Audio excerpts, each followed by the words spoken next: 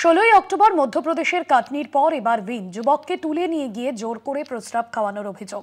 ঘটনায় গ্রেফতার করা হয়েছে তিন অভিযুক্তকে। ইতিমধ্যে এই ঘটনায় গ্রেফতার করা হয়েছে। প্রস্রাব খেতে বাধ্য করা হয়েছিল কিনা এই বিষয়ে খতিয়ে দেখছে পুলিশ। এর আগে যে ঘটনা ঘটেছে আবারও সেই একই ঘটনা। এবার মধ্যপ্রদেশের কাটনির পর এবার ভিন জোর করে প্রস্রাব খাওয়ানোর অভিযোগ সামনে আসছে এবং ইতিমধ্যে এই ঘটনায় 3 যুবককে গ্রেফতার করা হয়েছে। 3 অভিযুক্তকে গ্রেফতার করা হয়েছে এমনটাই অভিযোগ উঠছে। মধ্যপ্রদেশে এর আগেও এই ধরনের ঘটনা ঘটেছিল। অঙ্কুর ভট্টাচার্য রয়েছেন আমাদের প্রতিনিধি ফোন লাইনে। অঙ্কুর দা, আবারও এই ধরনের ঘটনা, ঠিক কি অভিযোগ উঠছে? ওই যুবক কি অভিযোগ করছেন তিনি? যেটা দেখা যাচ্ছে ভাস্বতী, আমরা দেখতে পাচ্ছি বারংবার একই ঘটনা ঘটছে বিজেপি শাসিত রাজ্যগুলিতে। যে ঘটনা ঘটছে, এর আগে মধ্যপ্রদেশের কাটনিতে একই রকম ভাবে জোর করে তার গায়ে প্রস্রাব করে দেওয়ার ঘটনা ঘটেছিল। এবার একই রকম ভাবে মধ্যপ্রদেশের ভিন্দে এক যুবককে অপহরণ করে নিয়ে যাওয়া হয়।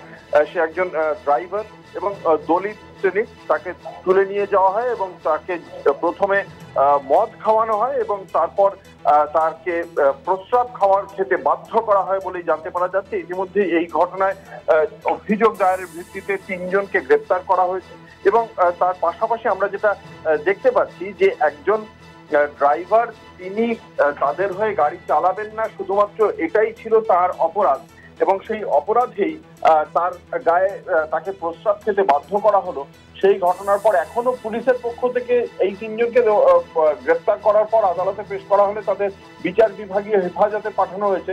পুলিশ যেটা প্রথমেই বলছে যে দেখা হবে যে এই যিনি অভিযোগ করছেন, অভিযোগকারীকে সত্যিই প্রস্রাব খেতে বাধ্য করা হয়েছিল কিনা সেই বিষয়টি খতিয়ে দেখা হবে। কারণ শুধুমাত্র অভিযোগ করলেই হয় না, তার প্রমাণ। যে ব্যক্তি এরকম একটি অভিযোগ করছেন তিনি কি সঙ্গে ক্যামেরা নিয়ে যদি ঘুরতেন তাহলে তিনি সেই ছবিটাই তুলে দিতেন এবং 3 জন যাকে ধরে মারছে তারা কি তাকে ক্যামেরায় সেই ছবিটা তোলার সুযোগ দিত? ফলে এক্ষেত্রে প্রশাসনের যে ভূমিকা সেটাও প্রশ্নের মুখে পড়ছে। দাতাভালি গ্রামের বাসিন্দা 22 বছর বয়সী সোনু বড়ুয়া, সে সম্প্রতি চাকরি ছেড়ে দিয়ে গোয়ালিয়রে থাকছিল। সেখানে সোমবার দিন রাত্রিবেলা তাকে সেখান থেকে আলোক পাঠক আর ভিন্দের ছোট ওঝা তাকে তুলে নিয়ে যায় এবং সুরপুরা গ্রামে নিয়ে যায় বলে অভিযোগ। সেখানে মারধর করে, জোর করে মদ্যপান করায় এবং তারপরে তাকে অর্ধচেতন অবস্থায় ফেলে রেখে যাওয়ার আগে প্রস্রাব খাওয়ানো হয় এবং তারপরে ওই ব্যক্তি তিনি তার পরিবারের সদস্যদের ফোন করেন, তারা তাকে হাসপাতালে নিয়ে যান। গোটা ঘটনায় এই বিজেপি শাসিত রাজ্যগুলিতে যে চিত্র উঠে আসছে, আইন শৃঙ্খলা পরিস্থিতি এবং নিচু বর্ণের যে সমস্ত মানুষজন রয়েছেন, নিচু জাতের মানুষজন, তাদের উপর যে মানসিকতা প্রশাসন এবং অন্যান্য উচ্চ বর্ণের মানুষজনের, সেই বিষয়গুলি খুব স্পষ্টভাবে ফুটে উঠছে। ভাস্বতী, ধন্যবাদ জানাবো অঙ্কুর দা।